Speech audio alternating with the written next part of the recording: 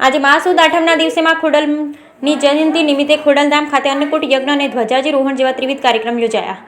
ખોડલ જયંતિના ભાવિકોના ઘોડાપુર વચ્ચે ધામધૂમપૂર્વક ઉજવણી કરવામાં આવી. સૌરાષ્ટ્રનું વિખ્યાત અને સમસ્ત લેઉવા પટેલ સમાજના આસ્થાનું કેન્દ્ર એવા ખોડલધામ ખાતે આજે મહાસુદ આઠમને શનિવારના દિવસે ખોડલ જયંતિ નિમિત્તે વહેલી સવારથી જ ભક્તોનું ઘોડાપુર ઉમટી પડ્યું અને સૌ કોઈ માં ખોડલને દર્શન કરી ધન્યતા અનુભવતા. ખોડલ જયંતિ નિમિત્તે ખોડલધામ મહિલા સમિતિ દ્વારા પણ આજે દેવી મહાયજ્ઞનું આયોજન કરેલું, જેમાં ધોરાજી ખોડલધામ મહિલા સમિતિની બહેનો યજ્ઞમાં કુરી બાજુની આહુતિ આપી આ સમિતિ દ્વારા તૈયાર કરવામાં આવેલ અન્નકૂટમાં ખોડલને ધરવામાં આવ્યો હતો. ત્યારબાદ માં ખોડલને મહિલાઓ દ્વારા 5 ધ્વજારોહણ કરવામાં આવ્યું.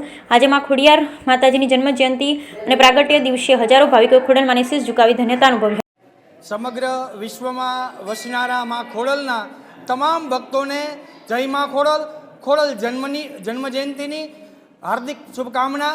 બધાઈ આજે તો કે સૌરાષ્ટ્રનું સુપ્રસિદ્ધ યાત્રાધામ માં ખોડલધામની અંદર માતાજીનો આજે વિશેષ પ્રમાણમાં માતાજીના જન્મદિવસને હિસાબે આજે દર્શનાર્થીઓની ભીડ પણ વધારે જોવા મળી રહી છે.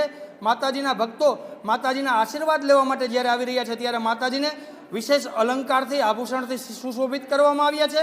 સાથે સાથે એક દેવી યજ્ઞ કરીને દેવી યજ્ઞનું આયોજન હતું.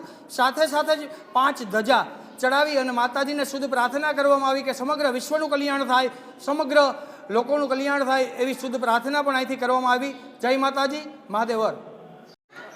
હું જુલી કથિરિયા.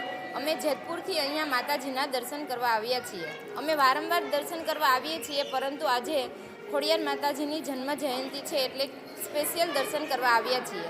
અહીંયા માતાજીનું હવન ચાલુ છે અને દર્શન ખૂબ સરસ છે. અમને દર્શન કરીને અને હવનના દર્શન કરીને ખૂબ આનંદ થયો છે. અહીંયા શ્રદ્ધાળુઓની પણ ઘણી ભીડ જામેલી છે. માતાજીના દર્શન આજે ખૂબ જ સરસ છે. ઠીક છે.